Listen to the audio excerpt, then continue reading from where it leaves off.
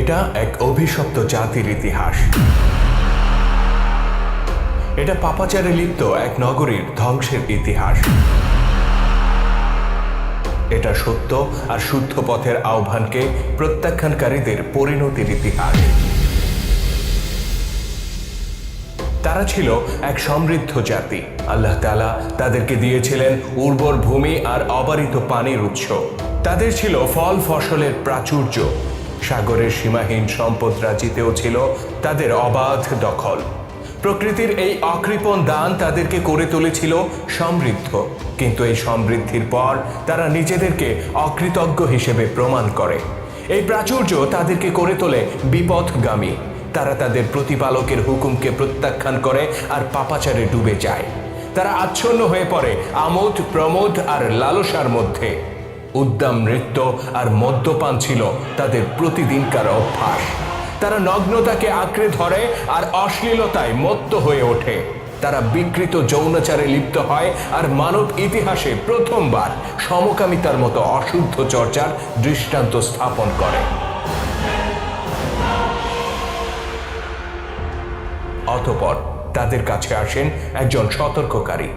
তিনি তাদেরকে এই অদৃষ্টপূর্ব পাপের ভয়ানক পরিণতির ব্যাপারে সতর্ক করেন আর শুদ্ধতার পথে ফিরে আসার আহ্বান জানান। তিনি তার সম্প্রদায়কে বলেন, তোমরা এমন এক পাপাচারে লিপ্ত হয়েছ যা আর কোনো জাতি কখনো করেনি। সুতরাং আমি আশঙ্কা করছি তোমাদের উপর আপতিত হবে এমন এক শাস্তি যা ইতিপূর্বে আর কোনো জাতির উপর আপতিত হয়নি। হে আমার সম্প্রদায়, আমি তোমাদের জন্য মনোনীত হয়েছি আর আদিষ্ট হয়েছি তোমাদেরকে সতর্ক করার জন্য। আমার এই আহ্বানের বিনিময়ে আমি তোমাদের নিকট কোনো প্রতিদান চাই না। তোমরা কি আমার এই আহ্বানকে গ্রহণ করবে না? তোমরা কি সেই মহান সত্তাকে ভয় করবে না, যিনি ঊর্ধ্ব জগৎ আর নিম্ন জগতের সমস্ত কিছুর উপর মহাপ্রতাপশালী আর যিনি সীমা লঙ্ঘনকারীদের দমনের ব্যাপারে অতি কঠোর? অভিশপ্ত জাতি আল্লাহ নবীর এই আহ্বানকে সহাস্যে প্রত্যাখ্যান করে। তারা তার সতর্ক বার্তাকে বৃদ্ধাঙ্গুলি দেখিয়ে বলে, আমরা তোমার কাল্পনিক শাস্তির ব্যাপারে বিচলিত নই। তোমার চিৎকার আমাদের কর্ণকুহরে প্রবেশ করবে না আর আমাদের হৃদয়কে এতটুকু বিচলিত করবে না। আমরা সেইভাবেই উদ্দাম জীবনযাপন করব যেভাবে আমরা এতকাল করে এসেছি। আমরা সেইভাবেই রাত্রিকালে এই নগরীকে প্রমোদময় করে তুলব যেভাবে আমরা এতকাল করে এসেছি। আর আমরা সেইভাবেই নিজেদের সকল বাসনা পূর্ণ করব যেভাবে আমরা এতকাল করে এসেছি। তারা তাদের পথ প্রদর্শককে প্রত্যাখ্যান করে। তারা তাকে তাদের পাপের নগরী ছেড়ে যেতে বলে আর তার সাথীদের উপর চড়াও হয়। আর এভাবে তারা অবাধ্যতার সমস্ত সীমা ছাড়িয়ে যায়। অতঃপর আল্লাহ তাআলা তাদেরকে পাওনা বুঝিয়ে দেওয়ার সিদ্ধান্ত নেন। তাদের উপর আপতিত করেন এমন এক শাস্তি যা ছিল তাদেরই দুই হাতের উপার্জন। এক প্রভাতে যখন তারা গভীর নিদ্রায় আচ্ছন্ন ছিল, তখন সবার অলক্ষ্যে আকাশ থেকে নেমে আসে এক প্রজ্বলিত অগ্নিকুণ্ড, আর তা প্রচণ্ড গতিতে আছড়ে পড়ে তাদের পাপের নগরীতে। এক নিমিষে তা ধ্বংস করে দেয় সেই সমৃদ্ধ শহর, যার প্রতিটি ইট আর পাথরের সাথে মিশেছিল কলঙ্ক আর পাপাচার। প্রচণ্ড কম্পনে ধসে পড়ে তাদের প্রকাণ্ড প্রতিটি অট্টালিকা, আর মাটির সাথে মিশে যায় তাদের সমস্ত অহংকার। আল্লাহ তাআলা সেদিন কেবল রক্ষা করেছিলেন তার বিশ্বাসী বান্দাদেরকে, আর পাথরে পরিণত করেছিলেন অবিশ্বাসীদেরকে, যদিও তারা ছিল নবী পরিবারের সদস্য। এটা এক সীমা লঙ্ঘনকারী সম্প্রদায়ের ইতিহাস। এটা সমকামিতায় লিপ্ত এক নির্লজ্জ জাতির ইতিহাস। এটা কওমে লূতের বিনাশের ইতিহাস।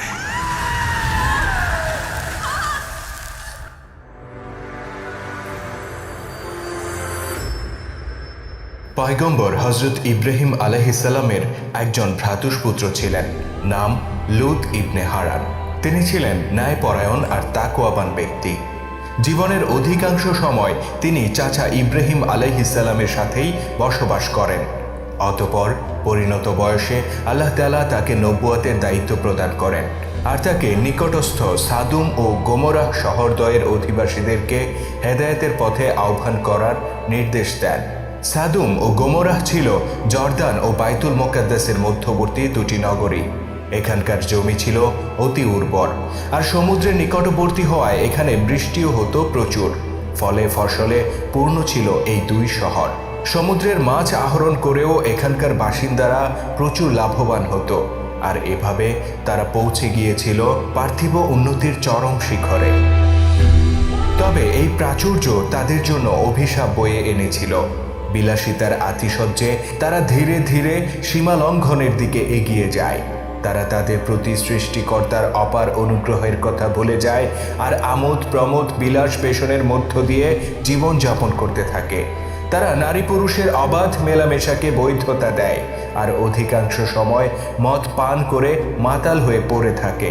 নগ্নতা আর অশ্লীলতা ছিল তাদের কাছে স্বাভাবিক জীবনাচার। এমনকি তারা সমকামিতার মতো ঘৃণ্য অপকর্মের চর্চা শুরু করে, যা মানব ইতিহাসে তাদের আগে আর কেউ কখনো করেনি। অতঃপর আল্লাহ তাআলা তাদের কাছে সতর্ককারী হিসেবে লূত আলাইহিসসালামকে প্রেরণ করেন। নবী লূত আলাইহিসসালাম তাদের উদ্দেশ্যে বলেন, হে আমার সম্প্রদায়, আমি তোমাদের জন্য আল্লাহ নবী হিসেবে মনোনীত হয়েছি, আর আমি আদিষ্ট হয়েছি তোমাদেরকে সতর্ক করার জন্য। তোমরা এমন এক পাপে লিপ্ত হয়েছ যা অন্য কোনো জাতি আগে কখনো করেনি। অতএব আমি আশঙ্কা করি তোমাদের উপর এমন শাস্তি নেমে আসবে যা ইতিপূর্বে আর কোনো জাতিকে ভোগ করতে হয়নি। আমি তোমাদেরকে আহ্বান করছি, তোমরা আল্লাহ পাকের বিধানের প্রতি নিজেদেরকে সমর্পণ করো আর এই অপকর্ম থেকে ফিরে এসো। আমার এই আহ্বানের বিনিময়ে আমি তোমাদের কাছে কোনো প্রতিদান চাই না। তোমরা যদি এই মহাসত্যের ডাকে সাড়া না দাও, তবে নিশ্চয়ই তোমাদেরকে ভয়ানক পরিণতি ভোগ করতে হবে। আল্লাহ নবীর এই কথা শুনে অহংকারী নগরবাসী তাকে নিয়ে উপহাস করতে শুরু করে। তারা বলে, ওহে লূত, তুমি তো শুদ্ধাচারী, তুমি কেন আমাদের এই পাপের নগরীতে এসেছো? তুমি এই জনপদ ছেড়ে চলে যাও আর কোনো গর্তের মধ্যে নিজেকে লুকিয়ে রাখো। আমাদের এই প্রাচুর্য, এই ধন সম্পদ সবকিছু আমরা নিজেরা অর্জন করেছি। তোমার আল্লাহ আমাদেরকে এসব কিছু দেননি, সুতরাং আমরা তোমার কল্পিত শাস্তির ভয় করি না। এভাবে তারা মুখ ফিরিয়ে নেয়। তথাপি আল্লাহ নবী বারবার তাদেরকে সতর্ক করেন। বছরের পর বছর তিনি তাদেরকে আল্লাহর হুকুমের প্রতি আহ্বান করে যান। তার এই উপর্যুপরি আহ্বানে বিরক্ত হয়ে এক পর্যায়ে নগরবাসী তার উপর নিপীড়ন শুরু করে দেয়। তারা আল্লাহ নবী ও তার প্রতি ঈমান আনয়নকারী মুষ্টিমেয় ব্যক্তিদেরকে নির্যাতন করতে থাকে। অবশেষে লূত আলাইহিসসালাম আল্লাহ পাকের দরবারে নিজের অপারগতা স্বীকার করেন আর এই অবাধ্য কওমের ফয়সালার ভার তার হাতে ছেড়ে দেন। অতঃপর একদিন চাচা ইব্রাহিম আলাইহিসসালামের নিকট কয়েকজন অতিথি আসেন। ইব্রাহিম আলাইহিসসালাম তাদেরকে আপ্যায়ন করার জন্য সুস্বাদু খাবার এগিয়ে দেন। অতিথিরা খাবার গ্রহণে অপারগতা জানালে পয়গম্বর ইব্রাহিম আলাইহিসসালাম বিচলিত হয়ে পড়েন। অতঃপর অতিথিরা নিজেদের পরিচয় দিয়ে বলেন, আপনি বিচলিত হবেন না, আমরা আল্লাহর ফেরেশতা, সুতরাং আমাদের পানাহারের কোনো প্রয়োজন নেই। আমরা এসেছি সেই শহরকে ধ্বংস করে দিতে যেখানে আপনার ভাতিজা বসবাস করেন। এই কথা শুনে নবী ইব্রাহিম আলাইহিসসালাম আরও বেশি বিচলিত হয়ে পড়েন। তখন ফেরেশতারা তাকে আশ্বস্ত করে বলেন, লূত ইবনে হারান সহ বিশ্বাসী বান্দারা অবশ্যই এই গজব থেকে রক্ষা পাবে।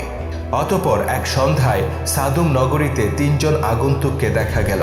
তারা বয়সে ছিল যুবক আর দেখতে অত্যন্ত সুদর্শন। তাদের কমনীয় চেহারায় দাড়ি গোফের কোনো চিহ্ন ছিল না। শহরে প্রবেশ করে তারা লূত আলাইহিসসালাম এর অনুসন্ধান করেন আর তার গৃহে অতিথি হিসেবে আশ্রয় চান।